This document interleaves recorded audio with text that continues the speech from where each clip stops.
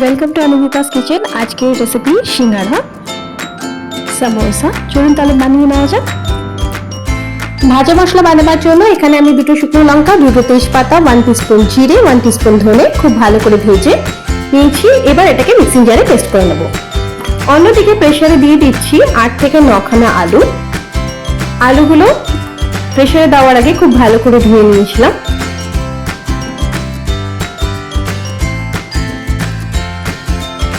এবার এই আলুর মধ্যে দিয়ে দেবো 1/2 টিস্পুন নুন। দিয়ে 3টে সিটি দিয়ে আলুগুলোকে সেদ্ধর জন্য হতে দেবো। এখানে আমার আলুগুলো সেদ্ধ হয়ে গেছে, আমি খোসা ছাড়িয়ে রেখেছি। এবার একটা ম্যাশারের সাহায্যে আলুগুলোকে ভালো করে ম্যাশ করে নেব।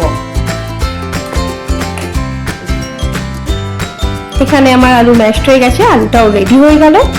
অন্যদিকে একটা ননস্টিকে দিয়ে দিলাম 1 টিস্পুন মতন সাদা তেল। তেলটা একটু গরম হচ্ছে।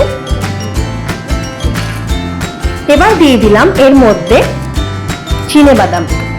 বাদামটা আপনারা আপনাদের আন্দাজ মতন দেবেন। এখানে আমি 1 মুঠ মতন দিয়েছি।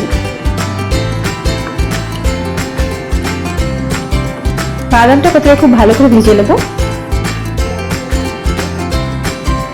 এবার এর মধ্যে মিশিয়ে দিচ্ছি 1 কাপ মতন কড়াইশুঁটি।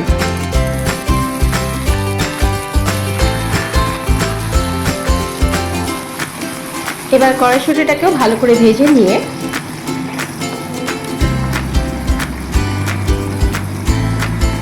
মিশিয়ে দিচ্ছি আগে থেকে কুচিয়ে রাখা নারকেল।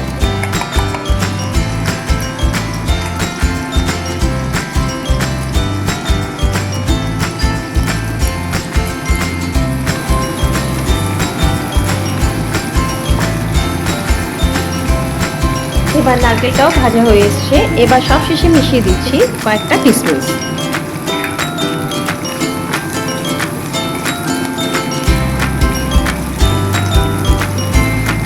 ভাজা হয়ে এসছে। এবার আমি গ্যাস নিভিয়ে দিয়ে এটাকে নামিয়ে রাখবো।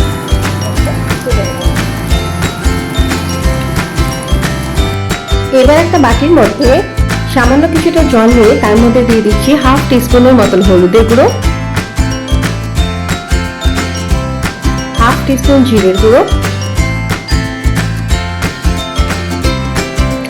1/2 টিস্পুন নুন।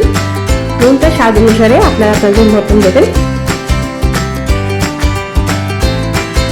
আর সামান্য পরিমাণে একটু লঙ্কার গুঁড়ো।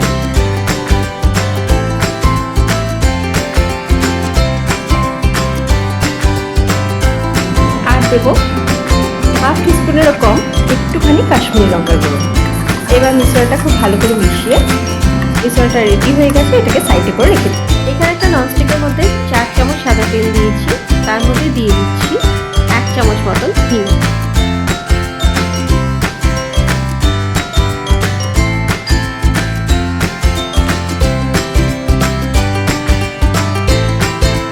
এবার এর মধ্যে মিশিয়ে দিলাম আগে থেকে কুচিয়ে রাখা আদা।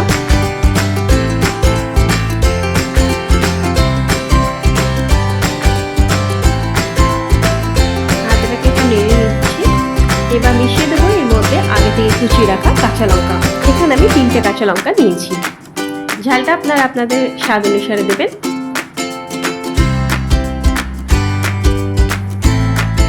এবার আদা কাঁচা লঙ্কাটাকে খুব ভালো করে ভেজে নিতে হবে।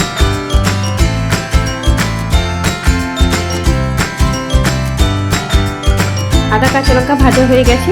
আমি আগে যে মশলাটা বানিয়ে রেখেছিলাম হলুদ, লঙ্কার গুঁড়ো, জিরের গুঁড়ো, সেই মশলাটা দিয়ে দিলাম।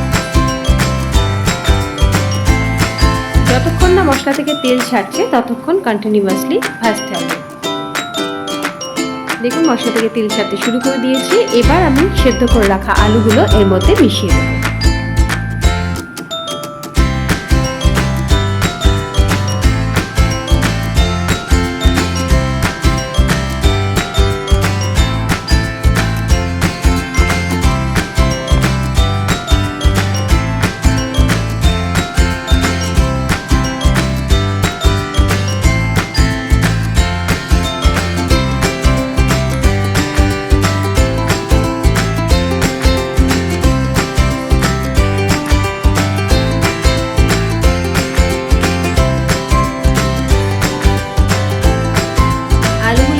ভালো করে মশলার সাথে মিশিয়ে তারপর ছড়িয়ে দেব আগে থেকে ভেজে রাখা যে ভাজা মশলাটা ভাজলাম, ধনে জিরে লঙ্কার গুঁড়ো, সেটাকে মিশিয়ে দিলাম।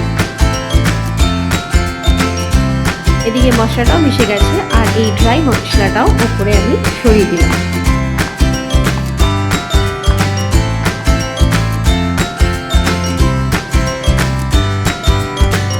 এবার যে আগে ভেজে রেখেছিলাম কড়াইশুঁটি, নারকেল, কিশমিশ, বাদাম, সেইগুলো এর মধ্যে মিশিয়ে দিচ্ছি।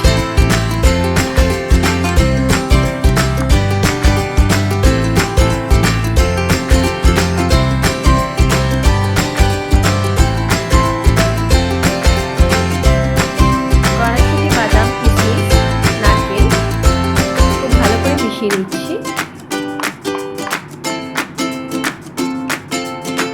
তরকারিটা হয়ে এসছে। এবার এটাকে গ্যাসটাকে নিভিয়ে ঠান্ডা করবার জন্য রাখবো।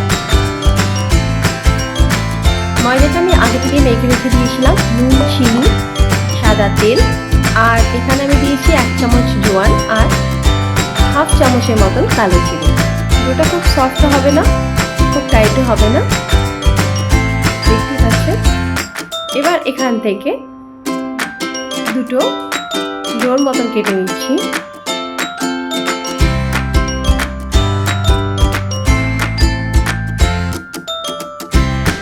লুচি থেকে একটু সামান্য বড় রাখছি।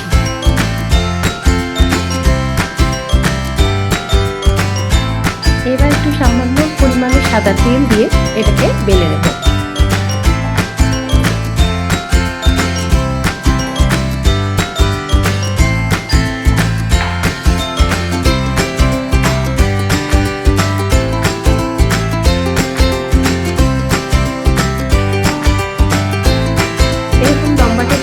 বেললে পরে দুধটা ভরতে সুবিধা হয়, তাই জন্য আমি এরকম লম্বা টাইপের বেলে কেটে নিলাম।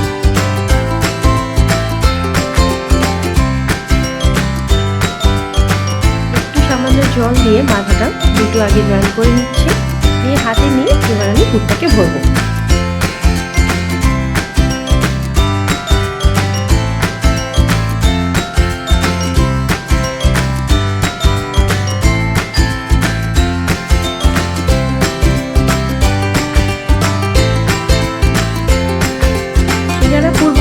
খেয়াল রাখবেন যেন পুরটা বাইরে থেকে বেরিয়ে না যায়, আর যতটা সম্ভব একটু বেশি করে পুর ভরবেন, তাহলে খাওয়ার সময় খেতেও ভালো লাগে। এবার আবার হাতে একটু জল নিয়ে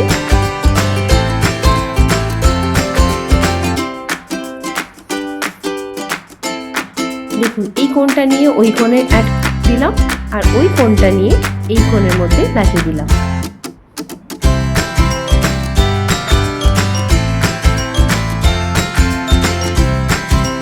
হয়ে গেছে। এবার একটুখানি চেপে একটা সিঙ্গাড়া রেডি। ঠিক একইভাবে আরেকটাতেও পুর ভরবো।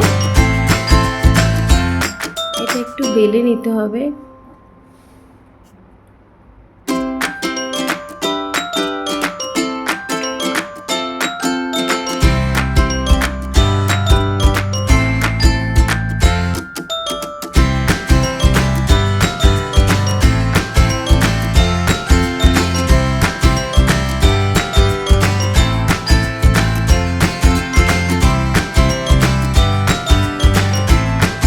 এবার এর মধ্যে আলু স্টাফিংটা ভরে নিচ্ছি, আর এবারের মতন এটাতে একটু স্টাফিংটা বেশি করে দিচ্ছি।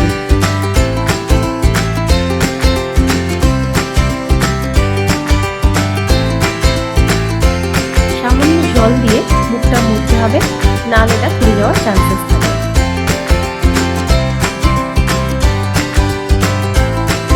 এরকম ভাবে 3টে কোণ যদি আপনি লাগিয়ে নেন, তাহলে দেখবেন খোলার সম্ভাবনাটাও কম থাকে, আর সিঙ্গাড়াটা খুব সুন্দর শেপ হয়। দেখুন আগে সিঙ্গাড়াটা কি সুন্দর চুপ করে বসে রয়েছে।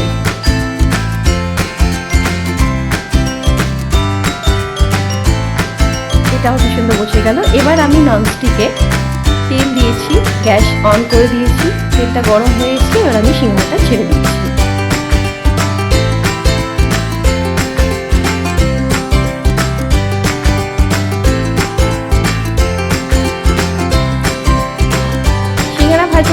সবসময় খেয়াল রাখবেন, লো টু মিডিয়াম ফ্লেম দেবেন, হাই ফ্লেম দেবেন না, তাহলে বাইরেটা পুড়ে যাবে আর ভেতরটা কাঁচা থেকে যাবে।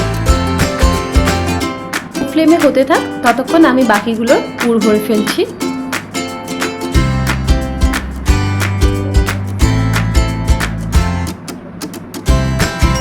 আর সিঙ্গারা সবসময় চেষ্টা করবেন ডাবল ফ্রাই করবেন, তাহলে খুব খাস্তা হয় খেতে।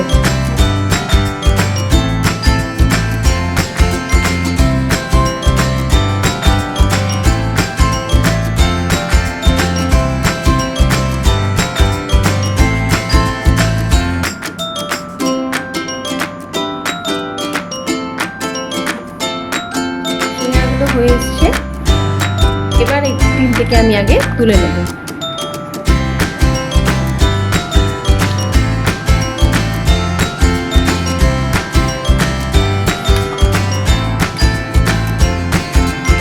তুলে নিয়ে তেলটাকে আরেকটু হিট গরম করে তার মধ্যে আমি ডাবল ফ্রাই করব।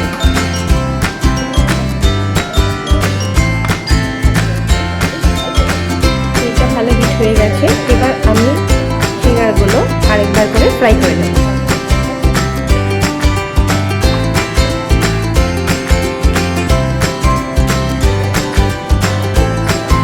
প্রচন্ড গরম, সিঙ্গারাগুলো ধরা যাচ্ছে না।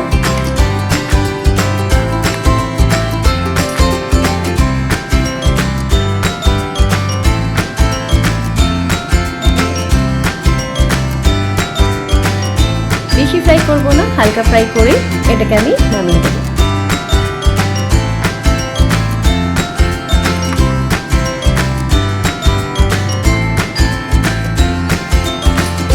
আর বেশি ফ্রাই করবো না, এবার আমি সিঙ্গারাটাকে তুলে নেব।